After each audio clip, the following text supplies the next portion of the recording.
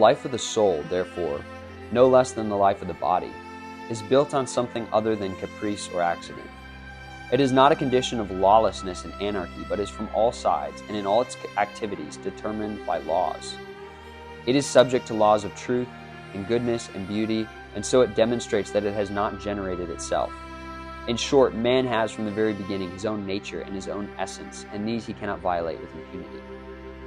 In Scripture, however, there is perfect agreement between the two ideas. There, the essence of man corresponds to his origin, because man, although he was formed from the dust of the earth according to the body, received the breath of life from above and was created by God himself. He is a unique being, has his own nature. The essence of his being is this: he exhibits the image of God and in his likeness. We've just considered how man was created by God, and now it's important for us to consider what man is. What is the structure, the form, or the composure of man? What are we made up of?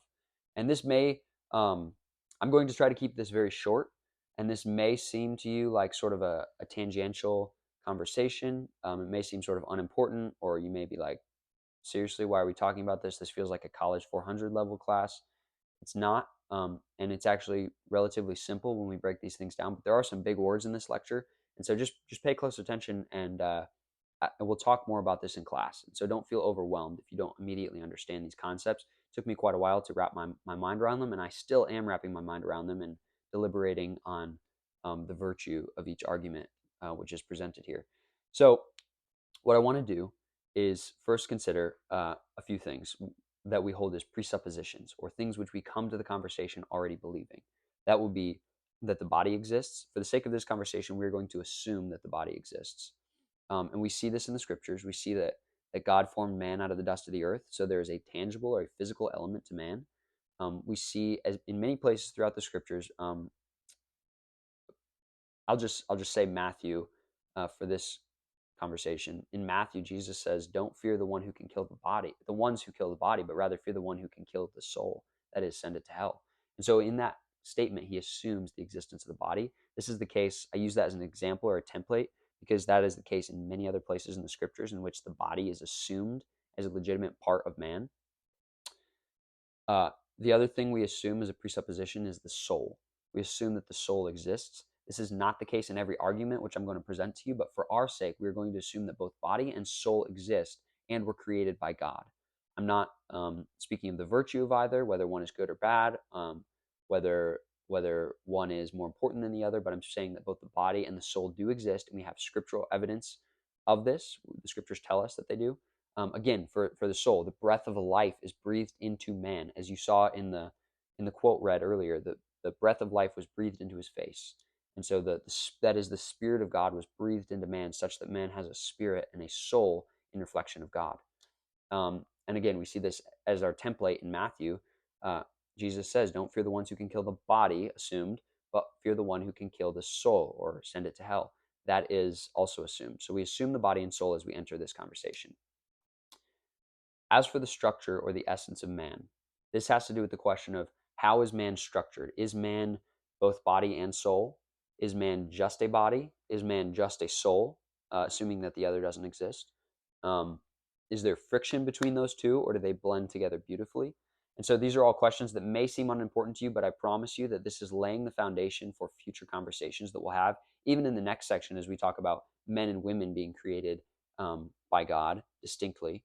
This is an important concept to understand in light of that, in light of the conversation we'll have about sin, which is a separate study that we'll come to in a week or two. So it's an important foundational concept. Let me lay out 4 arguments for you of what people have debated. This debate goes back at least to the time of Aristotle and Plato, as far as I'm aware of, and I would imagine further beyond that in some form. So it is an old debate, an old argument, and what I'm doing by taking 4 views is almost reductionist. It's taking a lot and really bringing it down and boiling it down to sort of 4 primary views. But I think it'll be helpful for us in understanding where people are coming from and what we believe. The first view that I want to put forward is substance dualism. And substance dualism would say that both body and soul exist as separate and distinct substances in the human person. And so the body is a distinct substance, and the soul is a distinct substance, and these two exist within the human person. Um, that has been held, and I believe is a legitimate view to be held by Christians. You can hold that conviction of body and soul substance dualism and be a Christian legitimately. That will be the first view. That has been held by people such as Descartes and Plato. The second view would be the view of materialism or physicalism. This view has become popular only in the recent maybe 200 to 300 years, although it certainly had proponents before that time. It has become overwhelmingly popular in the last 200 to 300 years as a result of modernity. Modernity would say, based off of empiricism, you can only know a thing if you can verify it by the senses, generally speaking, or if you can verify it through scientific inquiry. So that is, if you see if you can see me on this video, you can assume that I exist, or if we meet and I shake your hand, I know you're not an apparition, and I know that you exist as a human person. So physicalism can assume the body, or it can declare to be true the body, but it can't do the same for the soul. The soul isn't testable by scientific inquiry. You can't feel or touch or hear or smell or taste a soul. You can, however, verify that a body is true by looking at it, by I don't know how they do that, perhaps with cadavers, scientific inquiry about how the human body works and anatomy and such. It says basically, because of modernity, it will say we can only verify what can be determined by the physical senses. And so they can verify the body, but they can't verify the soul. That is physicalism or materialism. Only the soul, or I'm sorry, only the body exists, but not the soul. The one next to that, that is sort of in parallel but totally opposite to it, is spiritualism. And this is actually seen in a lot of religious sects in which the soul is given preeminence of place and the body is seen as merely a shell. Think of like a pistachio, perhaps. The pistachio has those two side shells and then the green in the middle, and you pop the side shells off and you cast them away, and then the soul is the real substance or the meat of the pistachio. In the same way, spiritualism would say that the human body either doesn't exist and is just merely an illusion, or it would say that it is a physical shell in which the soul is housed, and the real end goal of the soul is to come out of the body and to be spiritually recognized or whatever. And so that is spiritualism. That is very unhealthy, and that is not what the scriptures say. We could go into a defense against both physicalism and materialism and spiritualism in class, but for the present time, just know that physicalism or materialism is just what it sounds. Only the physical or material can be verified and therefore is legitimate and true. So that is just the body. And then spiritualism is just what it sounds, and that only the spiritual is verifiable and should be held as important. And the body is either an illusion or just a shell to be cast away. Think about the pistachio. The fourth view, which we come to, has sort of a lengthy name. It's called hylomorphism, Hylomorphism, hylomorphism.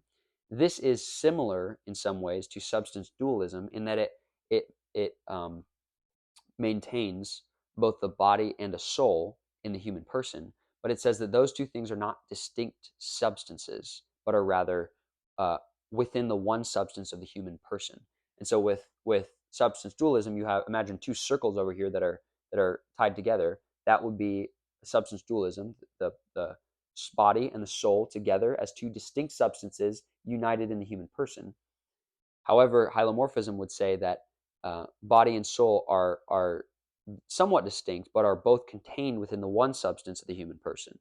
And so we have in hylomorphism a more of a blending or a integration of the body and the soul. That those two work together in more of a harmony, in more of a coming togetherness, whereas substance dualism would hold both the body and the soul as distinct entities or substances. The two middle categories, materialism, physicalism, and spiritualism, are not compatible with true Christianity. The Bible would reject both of these views on the count that towards materialism, the soul is a real part of the human person, And towards spiritualism, the body is an important and real part of the human person, and not merely something which the soul needs to be liberated from, as the pistachio. So those two need to be cast away and put away from us. Again, we could consider arguments in class, but for the sake of time here, um, between substance dualism and hylomorphism, both of those two views can be held as genuine Christian convictions by true believers, by those who have uh, solid doctrine. Those two views do not come in the way, as far as I can tell, of the purity of doctrine. I have a disposition towards, based off of what I've read and understand of these concepts, I have a disposition towards and a leaning towards hylomorphism as a better explanation of the human person. And that is because it shows more harmony in the way that God has created. Well, one of the reasons would be that it shows more harmony in the way God has created us. This has been held by thinkers such as Aristotle and St. Thomas Aquinas, whereas this other view has been held by those such as Plato and Rene Descartes.